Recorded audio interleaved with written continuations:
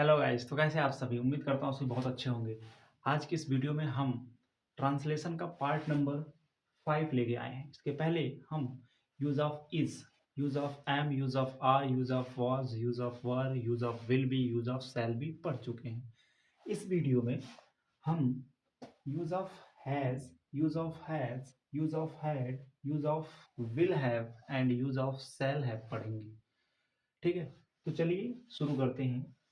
जो सबसे पहला क्वेश्चन हमारे माइंड में आता है वो ये आता है कि भैया हैज़ हैव हैड या विल हैव या शैल हैव का हम यूज कहाँ करेंगे, कैसे पता करेंगे कि किन सेंटेंसेस में इन सब का यूज किया जाएगा और कहाँ कहाँ किया जाएगा। तो चलिए वही मैंने एक नोट डाल के लिखा है कि कहाँ यूज करें।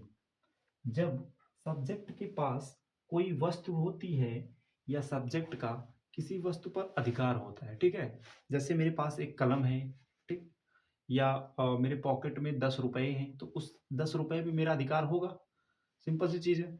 या तो आपके पास कोई वस्तु हो या किसी वस्तु पर आपका अधिकार हो, ऐसे जगहों पे आप has, have, had, will have, shall have का यूज कर सकते हैं।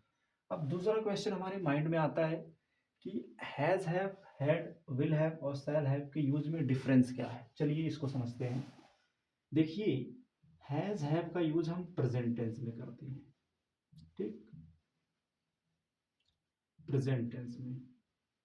मतलब जब प्रेजेंट टेंस में यानी वर्तमान काल में हमारे पास कोई वस्तु होती है, ठीक, या किसी वस्तु पर हमारा अधिकार होता है, तो ऐसे सेंटेंसेस को हम हैज़ और हैव के यूज से ट्रांसलेट करते हैं, ठीक है। तो वहां हम हैज़ हैव लगा देंगे, ठीक। जैसे मेरे पास 5 किताबें हैं।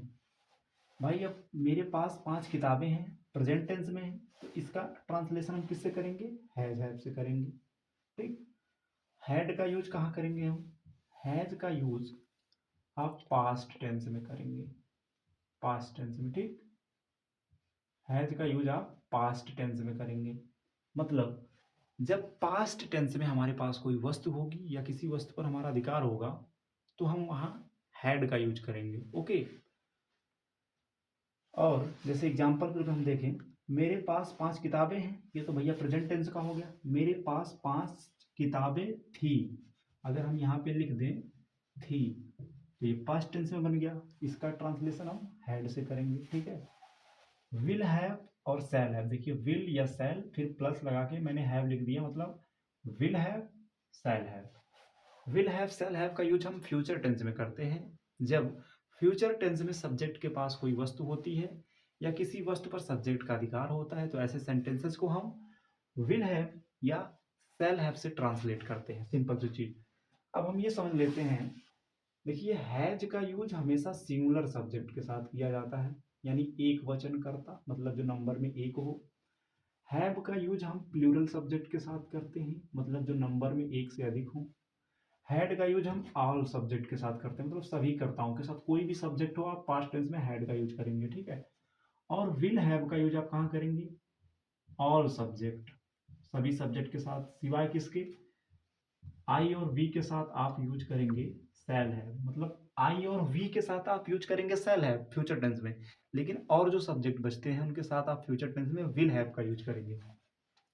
तो अब आपको ये समझ में आ गया होगा कि will have, shall have, have, had का यूज करते कहाँ हैं? यहाँ करते हैं भैया। कैसे करते हैं? देखिए, इसका हैज हैव का यूज प्रेजेंट टेंस में, हैड का यूज पास्ट टेंस में, विल हैव, शैल हैव का यूज फ्यूचर टेंस में करते हैं, ठीक है। यहाँ पे मैं लिख देता हूँ फ्यूचर टेंस में करते हैं।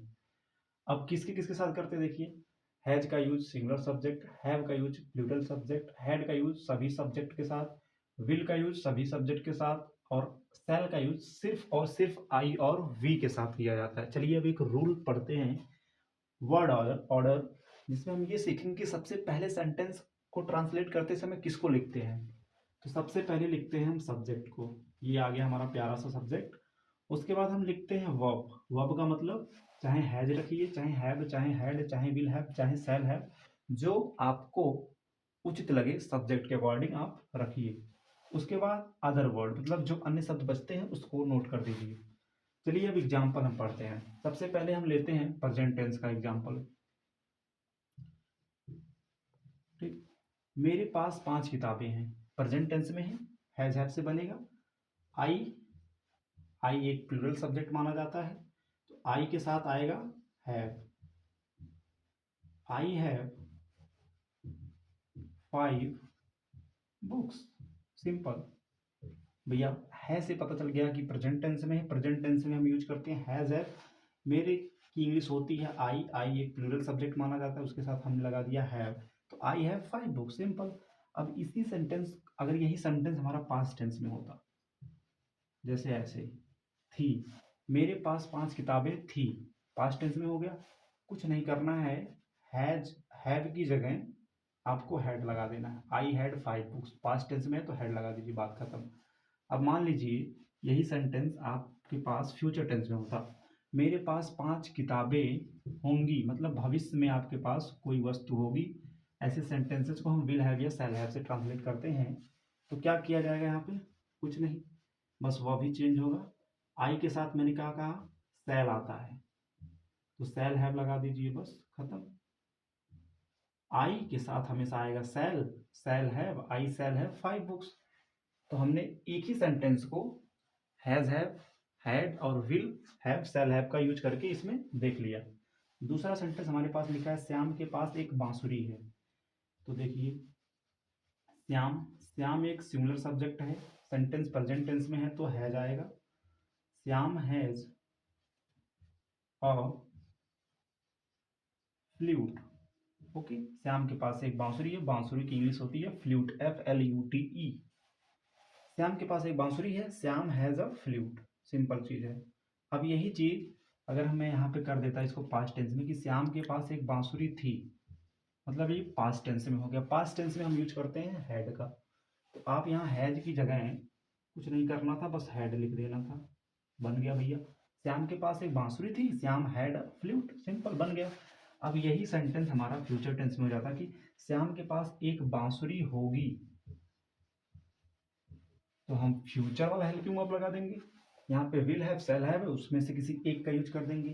श्याम, श्याम क्या भैया, आई और वी तो है नहीं, तो इसके साथ हमेशा क्या आएगा, विल। आप यहाँ पे लिख दीजिए विल हैव, जगह कम इसलिए छोटा मैंने लिख दिया, तो Shyam will have a flute, simple चीज है, ठीक। तो उम्मीद करता हूँ कि आपको use of has have, use of had, use of will have and shall have अच्छे से समझ में आ गया होगा। अब इसके जो एक्सरसाइज है, आप क्लास 10th के बुक से, क्लास 9th के बुक से ट्रांसलेशन वाले चैप्टर में जाके आप वहाँ से इसके एक्सरसाइज कर सकते हैं। और नेक्स्ट वीडियो में हम ट्रांसलेशन के और जो पार्ट्स बचे हुए हैं उनको पढ़ेंगे दोस्तों।